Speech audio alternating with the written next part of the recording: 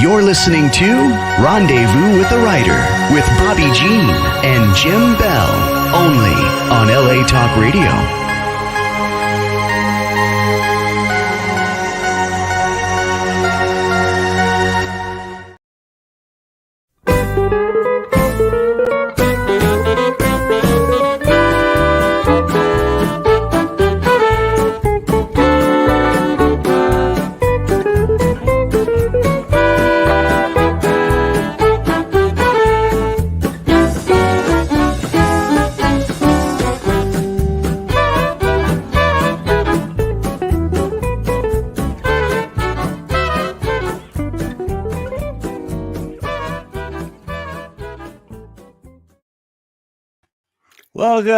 Welcome to Rendezvous with the Writer, where readers and writers meet, and story is everything.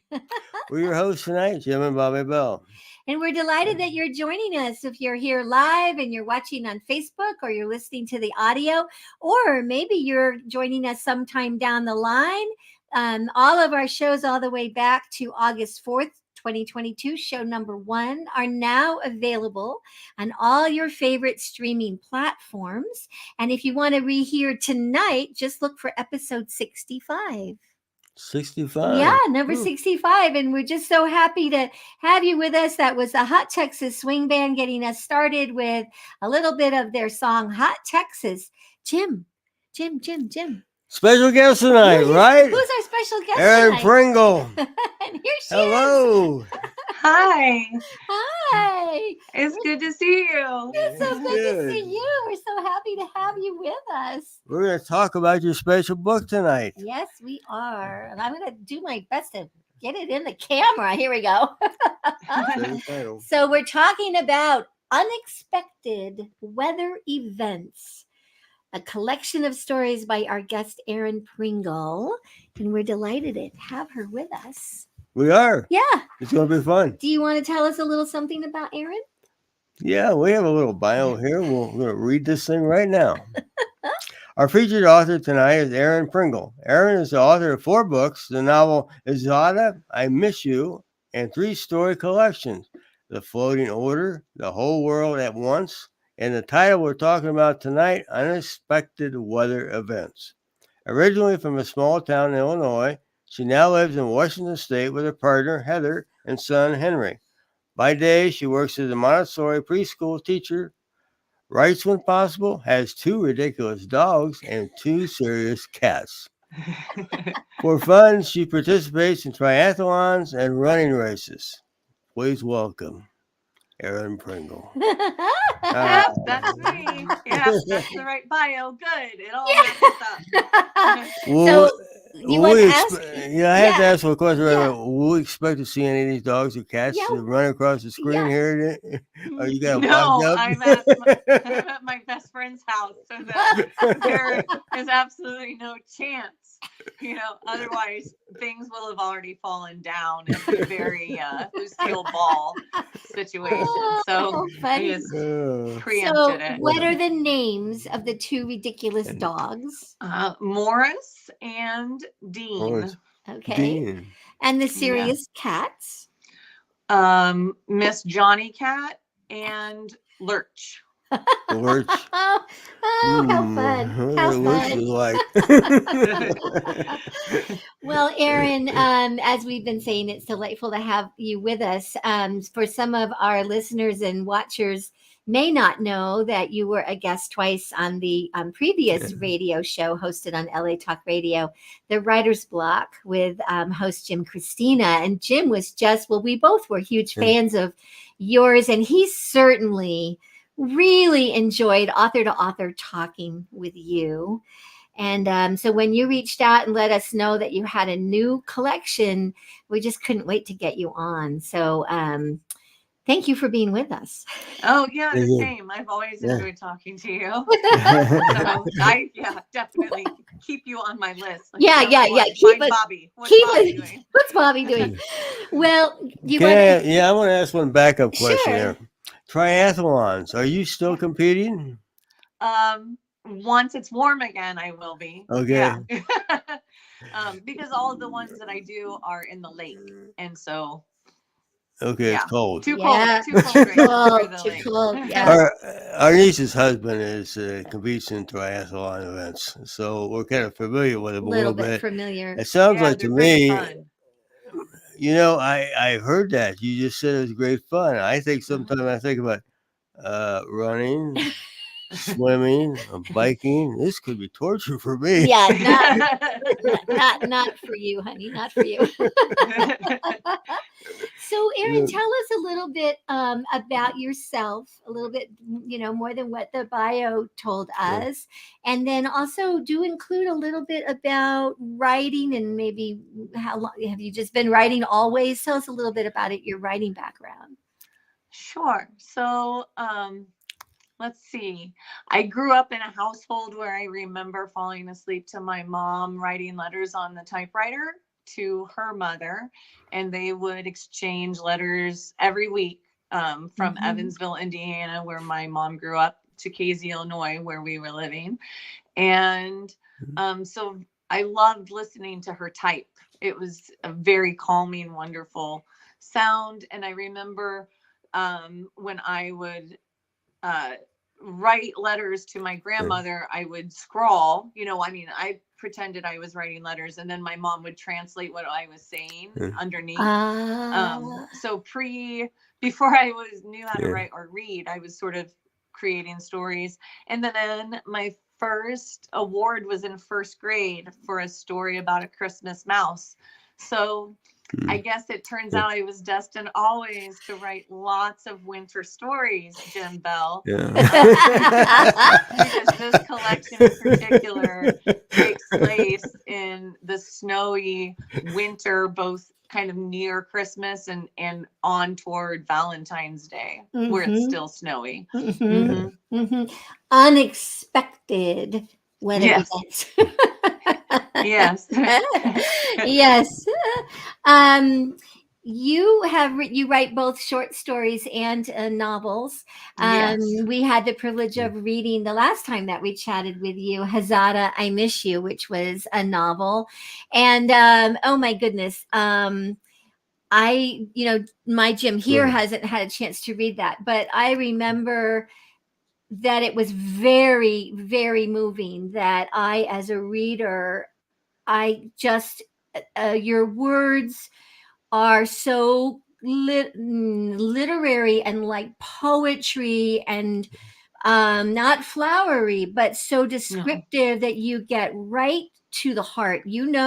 As a writer, how to grab our hearts and twist them and make them pulse, and you reach right in, and at first it's almost a little dismaying, because especially if you're used to reading cozy mysteries, or just sort of Murder, She Wrote sort of stories, or light-hearted fiction or romances, and you sit down and go, oh, okay, and you start to read, and it's like, oh, I have entered the reader's zone.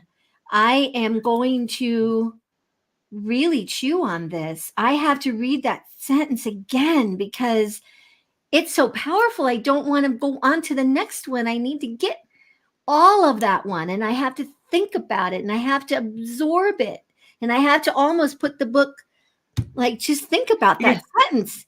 And so for our readers out there, you want to read Erin's work, and she will encourage you, and she will stretch you, and she will take you into parts of your heart and your soul that you may have gotten out of touch with. And so at times it might feel a little bit uncomfortable or painful, but this is a writer you can trust, and you can go with her to those places, and which you don't we even need to take do. your heart doctor. No, and because we need to go to those places as humans. We need to go to those places, and some of us in our lives may find ourselves in places where your characters are, and we need what you share, because we're going to process our own situation, perhaps through some guidance of yours. And I really felt that in Hazada, I Miss You. And then it came back just as we read these stories. It just, brought me right back. So now that I've gone on and on and on about why you want to read these books. But that's a fun question. Yeah.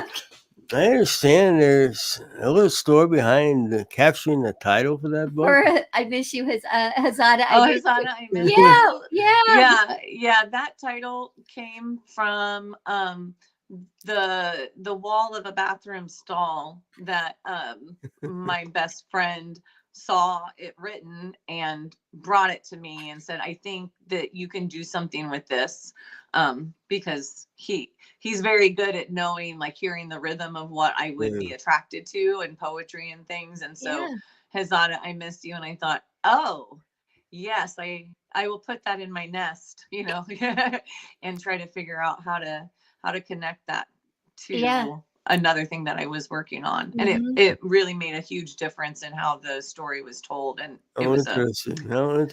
game changer. And that's part of what I think so many writers, what you all do, and songwriters and poets, is you really keep your ears open and your eyes open, don't you? You never know what little tidbit's going to come your way, or snippet of conversation is going to come your way. And you use them just brilliantly, because I think we so often we relate. You'll have a snippet of conversation, a story, and I'll go, I think I that feels familiar. I think, I either overheard that, or I think I was part of a conversation like that. Yes. When you please go ahead. When you were ready to write this book, was there a particular inspiration that got you started? The one with the stories, the one we're talking about tonight, unexpected events. I remember, I was writing Hazada at the time. So I had finished The Whole World at Once, those stories. So then I knew any story I wrote after that would end up going into its own collection.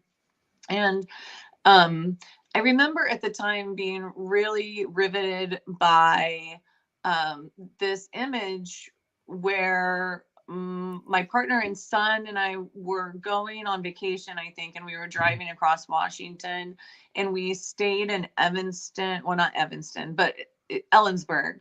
And the hotel was one where you can see the outside of it, like it's a double, but then you can see people and you can see out. And this image of this fence that was dividing the hotel from the neighborhood, but you could see the neighborhood's Christmas lights, and you could see just the kind of the tops of the houses and maybe a little bit into the backyards, like the swing sets. And it wasn't an affluent neighborhood, and it looked exactly, or reminded me of, the rural town that I grew up in. And so the sort of collision between my life where it was now and in this sort of like strange hotel, because it too was sort of not, it was kind of falling apart, but not falling apart. There was that illusion of everything's okay, but you could tell that there had been water damage in our room, and it had sort of been pasted over, or, painted over.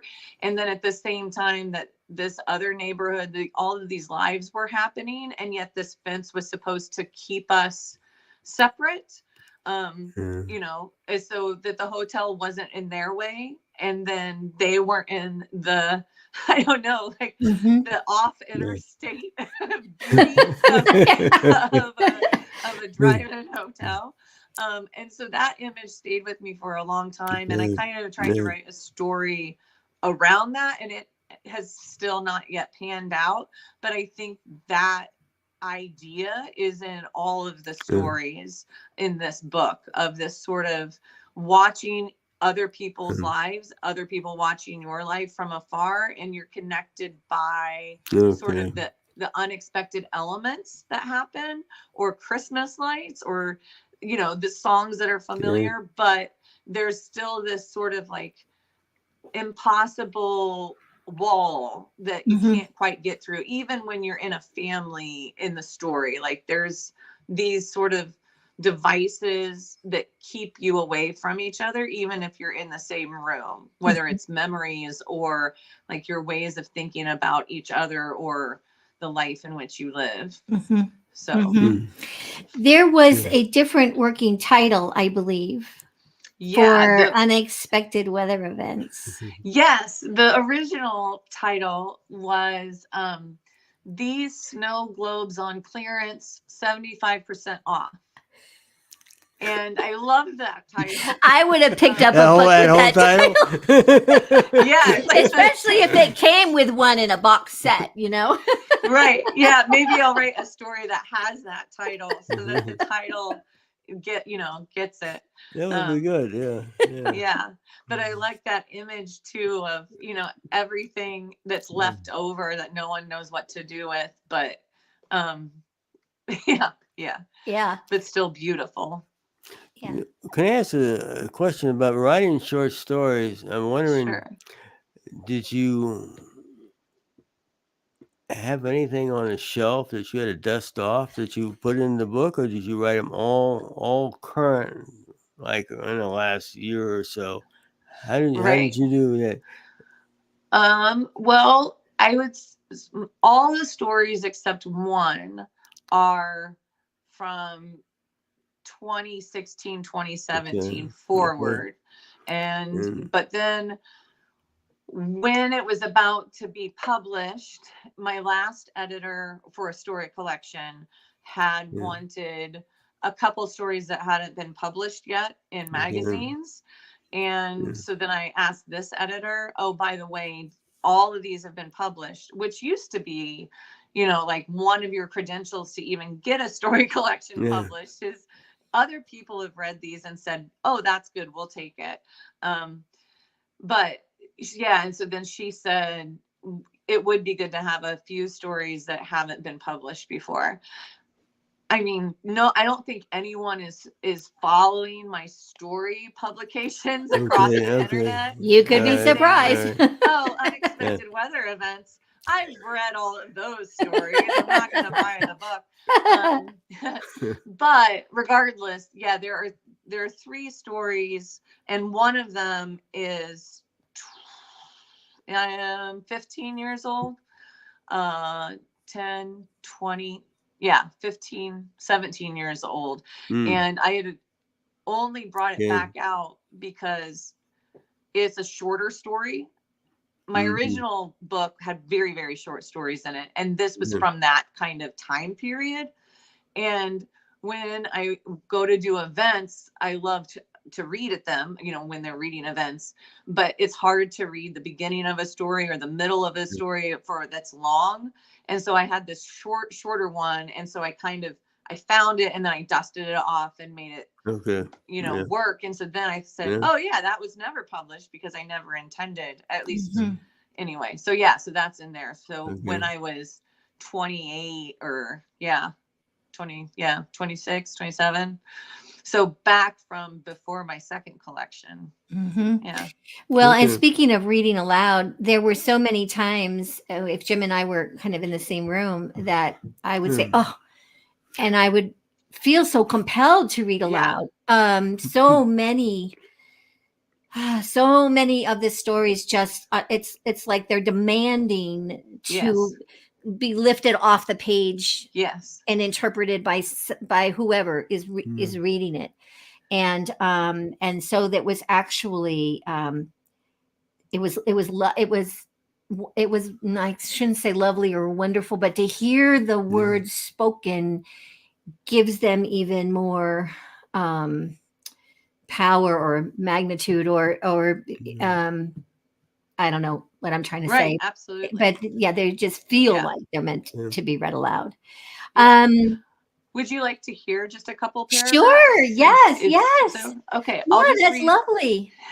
I'll just read the first few paragraphs of the first story, Another Cancer Story, because I think it sort of captures what we've been talking about. Perfect. So the title is Another Cancer Story. Before they knew of the cancer, finding a goldfinch dead in the frost was not a sign of cancer. Before their parents separated, a dead Finch's Broken Wings did not seem like the time-frozen family album where those in the beginning of the album would vanish from the middle, having relocated to another house's frames and albums into new configurations. The mother taking a selfie with the children standing by a hand-honed canoe, the picture taken by the father crouching from a museum floor, one of the few he thought to take. Their father rarely took photos. For the most part, he'd always left that to their mother. From taking candids to ordering the school pictures to scheduling the annual family photo. The pictures of him with the kids that do appear after the separation are more usually taken by the girlfriend at the time, and thus not in the genre of a long-lasting family, anniversaries and vacations, family visits and recitals, birthdays, graduations, but those of an anthropologist's slideshow upon stumbling upon a people or place that has somehow existed outside of their mental sphere, which leads to a clutter and curiosity. There's a picture of the kids mussed from sleep on their father's plaid couch, staring at the TV with their bare legs lifted so their father can vacuum the rug beneath them. Here they are, the dad, the boy, the girl, faces in profile as they peer into a cabinet of donuts. This one was taken at the YMCA in the lobby outside the pool area. There, the children stand at the ping pong table, their backs to the camera in towels and flip-flops, waiting for the direction the white ball in their father's hand will take. Yeah. It's very good. I remember the passage. And you can just see all of that. And you can't help but think about the photo albums that we have when we had photo albums. Right. And so much is stored on phones and other places today. And and pictures have become even more and more and more candid because you don't think about what's it going to cost to get that film developed, so you just you just take them. And I can remember some pictures. My dad liked to just take pictures all the time, and I remember being homesick from school and laying on the couch watching I Love Lucy or something. And you took that picture? Yeah, and Dad, and I'd be like, Dad, he'd be, this is important. This is family history. Give it this day, It's like. I thought you were going to say you were looking through the albums and all his pictures instead of like your father saying, no, this is an important moment in the mundane aspects of our lives. Yeah, no, that's great. That's great. Yeah. In this story, you a little different, maybe in a couple of the other stories, but definitely a little bit different than some of the other stories I've written by other authors. These are like the people with no names.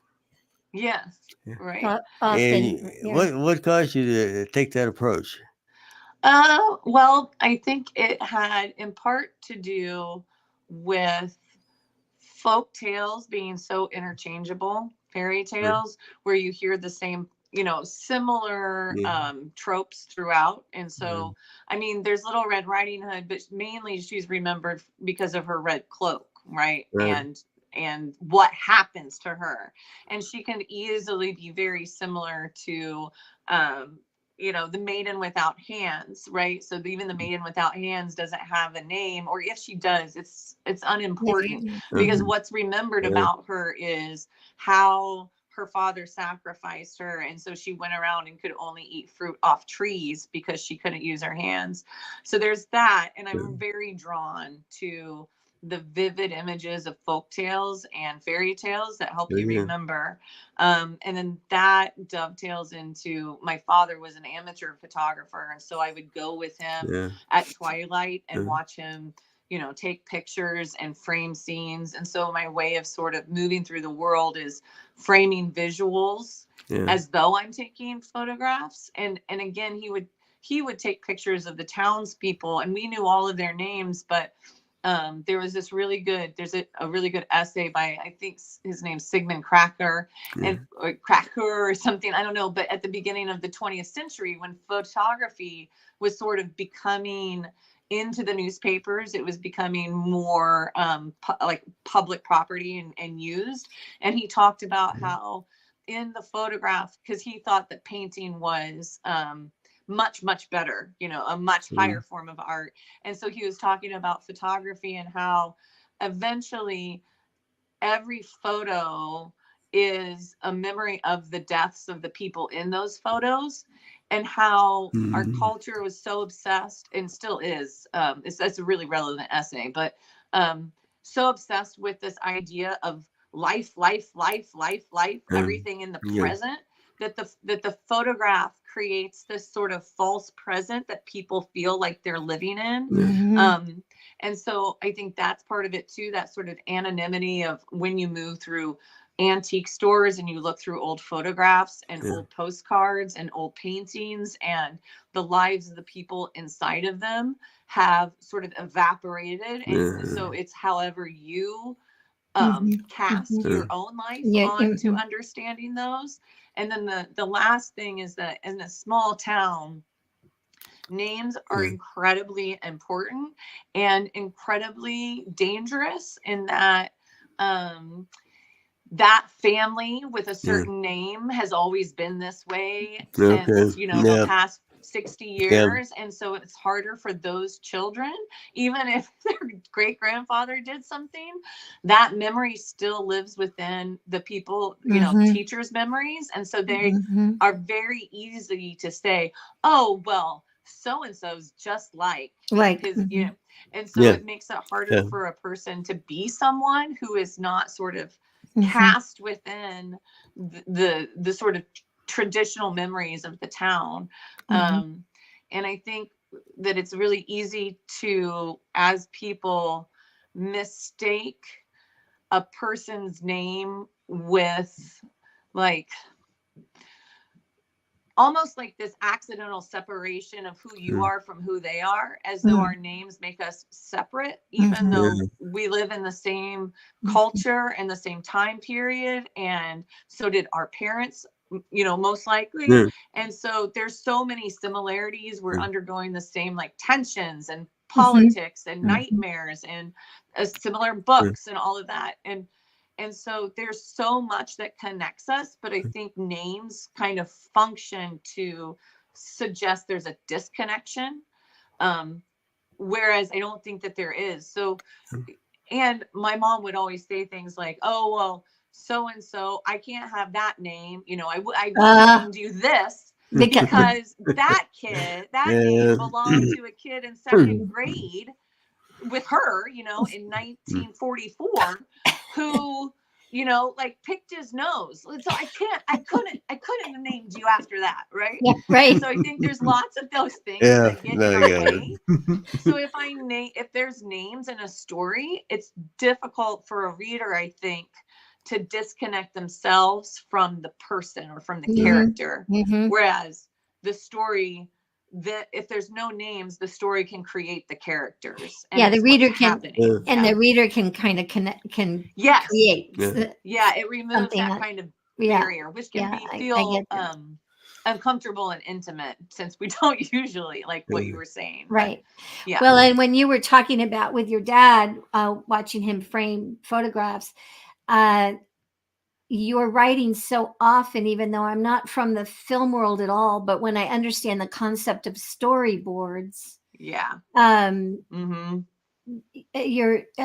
writing is sometimes I'm like, oh, here's this is because they're also so your wording is so visual, but I feel like I'm kind of seeing a storyboard frame, and maybe that's partly because of your experience with. Is it perhaps with him? Absolutely. And I originally, well, I don't know originally, but for until the point where I decided to be a writer when I was like 18 or 19, I was sure I was going to be a painter or a photographer, not a photographer, a painter. And I really, my goal was always, you know, like the Botticelli paintings where the skin tone looks exactly like somebody's flesh. Yeah. And I wanted to be able to do that. And I came close, but not ever as close as I wanted in my brain. Do you know what I mean? Yeah. And then And then I started writing stories in this creative writing class. And I realized that all you have to really do is say, the boy in coveralls walked through the door. And the reader imagines everything for you. You don't have Everything to else. paint anything, Anything. right? Repaint it. And I remember my professor saying, you don't need to go into detail ever about a character because they're just going to imagine their own girlfriends anyway, right? So it was really Oh my freeing. gosh. And then I could just start telling stories, which I'd grown up reading, because that's what you do in the cornfields. And and so the way I tell story is almost like the inverse of how stories often told, where someone has an idea of like, oh, I'm going to tell a story of XYZ, and there's going to be a beginning, middle, and end, and there's going to be a point of rising action. You know what I mean? And well, like Little Red Riding Hood, like very clearly, you know that story. Here comes the conflict. The conflict, right? And I don't like conflict. It makes me very uncomfortable. So, so I sort of think of it as the story, as though you're standing in the middle of an art gallery and there's paintings on the walls. And so as you stand in the middle, like the middle of a carousel, and you're looking, and you're turning as you look through the gallery, the paintings come together to create this sort of illusion of narrative. And so there are, the feelings of beginning and middle and, the arbitrary end, since, death is basically the end. So I don't feel like you can end stories very realistically. I don't know. But so it's like, when I'm writing, my process is, I think in sort of paintings or photographs, and try to figure out what is the best order that would make sense to the reader to tell the story of these images. We are having tangible, such a great time chatting. We're going to take a very short break because we would like our listeners and our watchers to see one of the places that your books are found. And so let's take a little quick look at bookshop.org, and then we're going to talk more about unexpected weather events when we come back. Story is everything. Find a great one on Out West Shop's bookshop. Go to outwestshop.com. Find books and CDs on the menu. Choose Shop Out West on bookshop.org. Browse through featured authors on Rendezvous with a Writer. Explore curated book lists and our featured picks. Add in note cards, calendars, and jigsaw puzzles. One-stop shopping for great gifts. Use the search box to find thousands more titles. Make the switch. Your purchase supports us as independent booksellers. That's our story. Welcome back. Welcome back to Rendezvous with a Writer with special guest Erin Pringle and her book Unexpected Weather Events, a collection of short stories. So, Erin, you have called this is your word, semi-autobiographical book, a collection of terribly sad stories sprinkled with a bit of dry black humor. And book reviewer Madison Pearson, in an article we read recently, says the characters in these stories are currently in the midst of their sorrow. Every word is an arrow pulled straight from the quiver of despair. Now, readers, don't let that despair you. Because Erin is, as we've been talking about, she has such a gift for talking and writing about all of what goes on with life and death. And I've also read you kind of say, I'm friends with grief. I get it. And I think for many of us, we encounter grief maybe for a first time and we don't know it. And we don't know what to expect or what we should feel, or maybe we think we know what we should feel, but that's not what we feel. Right. And your body of work, I think, has allowed us to walk in the lives of your characters and live what they're feeling through them, which will only help us as people and humans be able to understand and process what you write about. I don't know if that's making sense, but that's the Sure. way that I embrace your work. So, do you want to talk a little bit about some of the main themes that we find in your work that you absolutely meet head on? Yes. Yeah, I think at least in terms of semi-autobiographical, I don't know that they are that, but I do use experiences from my life that I then transform into fiction so that they can be understood. So, because a lot of times I'm not good at nonfiction at all. I'm terrible at nonfiction. So, if I were to tell a story about something true that happened, everyone would think, oh, I don't, I just tell my nightmares. That's the only true stories that I tell. Is like, guess what? Last night was awful. So I dreamed this and this and this.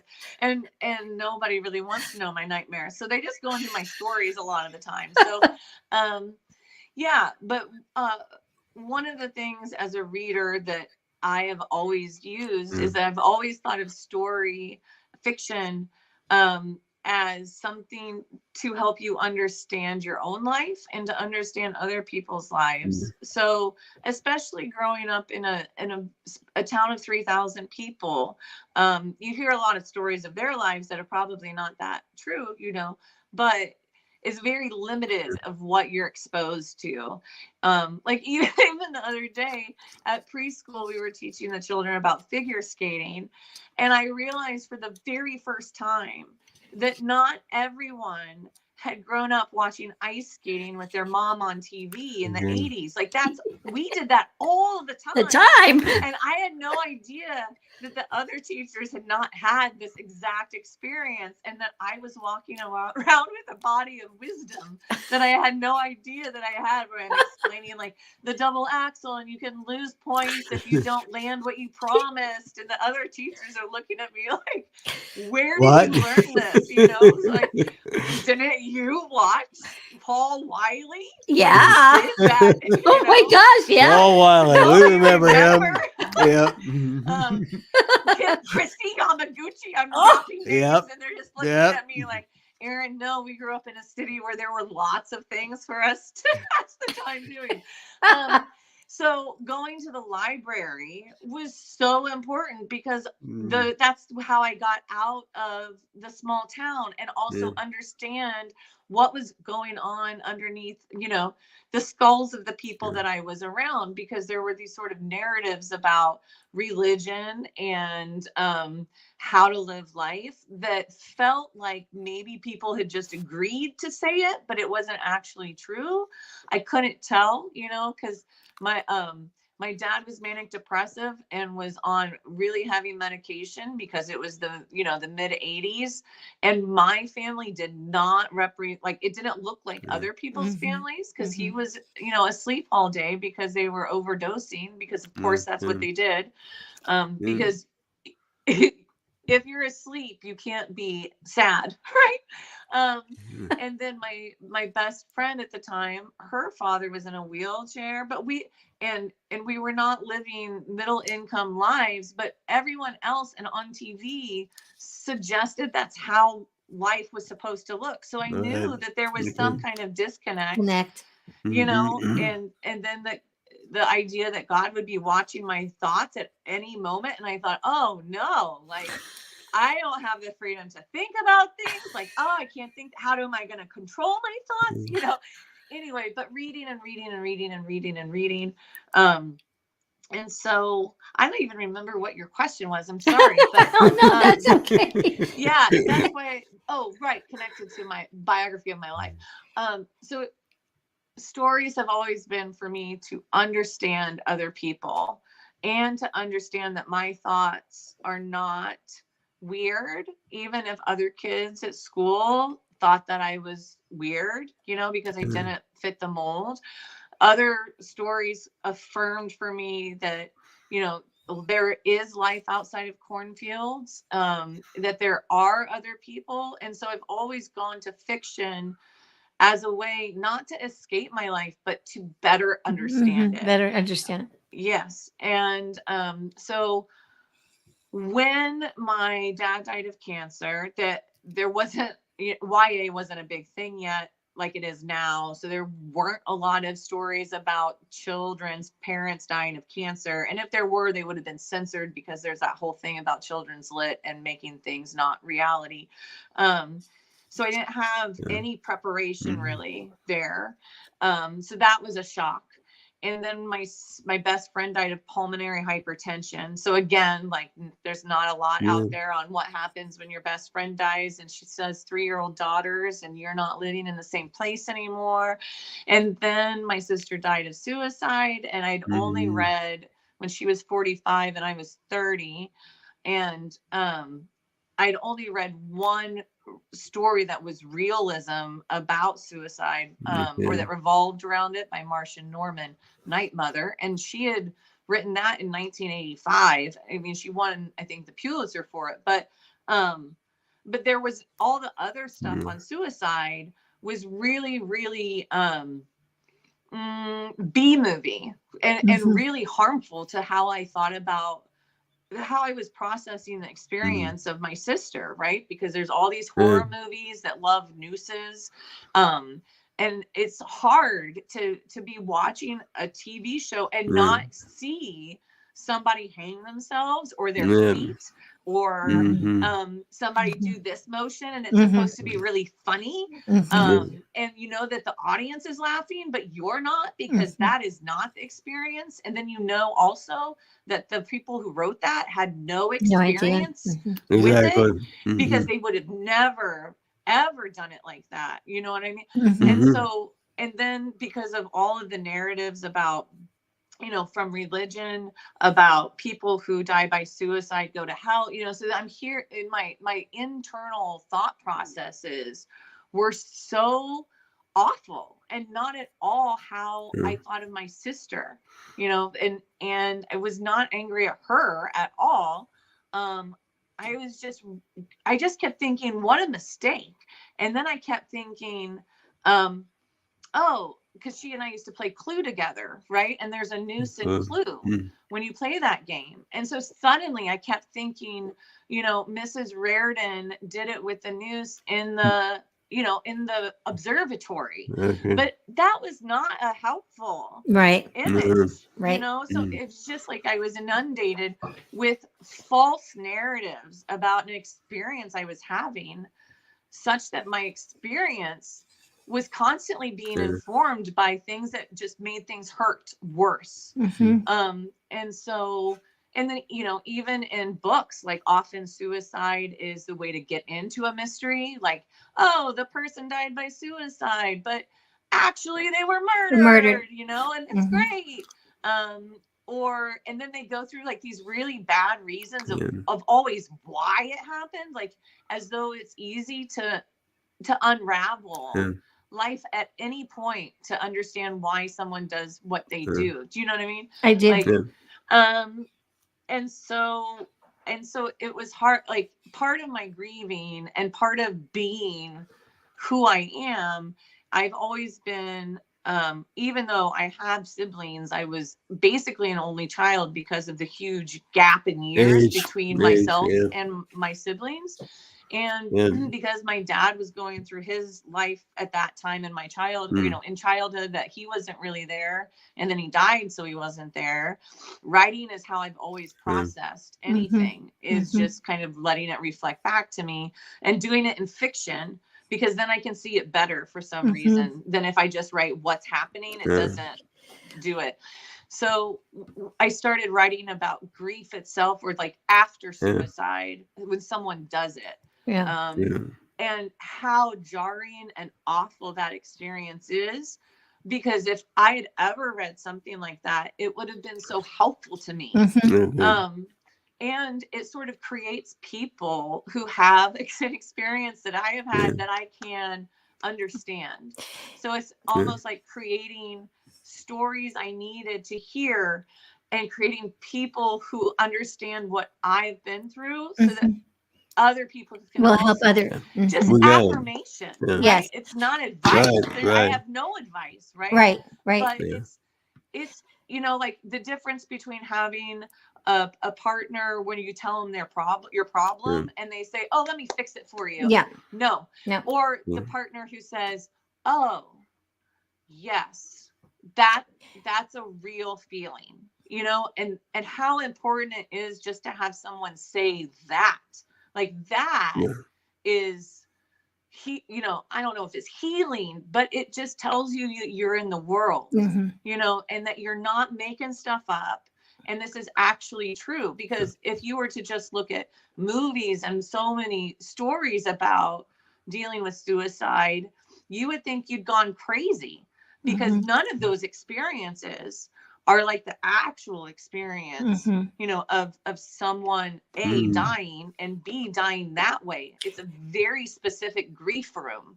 When my dad died of cancer, that grief room is very different than the kind of grief that I went through, and still am going through, of course, because it never ends, with my sister, very different. So when I think about characters and what's important to them, and I always want to take my characters seriously, and I really don't like mean people or people who are cruel. So I pretty much never have those kinds of people, unless they're kind of gossipy. Those are like the closest I get to mean. Yeah. Because everything, I'm that. I'm holding for those that aren't watching, I'm holding up the book title again, Unexpected Weather Events. There are there's just wonderful stories. The one that really grabbed me, and I have now reread a couple of times, is the Valentine's Day, which covers a lot of different situations for the characters, but suicide is one of the main ones. And I felt, as I read this story, and as I read it again and again, that this would be a very important story for anyone who is or has lost a dear friend of a family, a child, a parent, whatever, to suicide. That if you've been having a hard time processing it, you need to read this story. And if you haven't had that experience in your life yet, you need to read this story so that you can help others who you may come across that are trying to process, or should it become a factor in your life, you have a go-to that will help you through it. And I think that, Erin, your book is full of stories that do that for all of us. And that one in particular just spoke volumes to me. And of course, I am looking at the time. Yes. We're out of time, are we? Erin, please, would you tell our audience where they can find you, where they can get a hold of their books, where you might find a schedule for where you're traveling to? Where do they go? Sure. So probably the best place where all tributaries go from is my website, Erin, ERIN, Pringle, like the potato chip.com. So erinpringle.com. And from there you can go to, your nearest bookstore and how to order it for them, or to get it, from the publisher, AWST, Oust Press, and they're out of Austin. You can get it that way. You can get it on Amazon, of course, and if you want to buy it directly, you can get it from I Erin. always have extra copies because I just do, and so I can always just like get you one. Worst case scenario, which is not even a bad case, like that's fine. Right. So those are some of the places that you can get it. Jim has a couple of quotes, and would you? Can we get it? Do we have enough time? We're going to hope that Sam of LA Talk Radio will give us just a little bit of breathing room tonight. Just closing from a story that Bobbi was talking about, Valentine's Day. All fathers are kings and giants until their children see them fall. And the next quote we all can relate to this one way or another. Tuesday. That day was Tuesday. Then Tuesday was a week since it happened, or since he did it, depending on how you thought. Then Tuesday was 2 weeks since, a month since, 2 months. Can you believe it? Then a year, 2 years, 3 years of Tuesdays, 4 years, 5 years. Yeah. Our special guest Yeah. tonight has been Erin Pringle. We've been talking about Yeah. her wonderful book, Unexpected Weather Events. Very briefly, because I am looking at time. Sam, I am looking at time. She's looking at time, Sam. She's looking at it, and it keeps moving. Our guest next week is award-winning author Ann Parker, and we'll be talking about The Secret in the Wall. And Jim, I think we're going to say, It's always a great day out west. keep reading and keep writing, and we'll see you next week. Thank you. Thank you.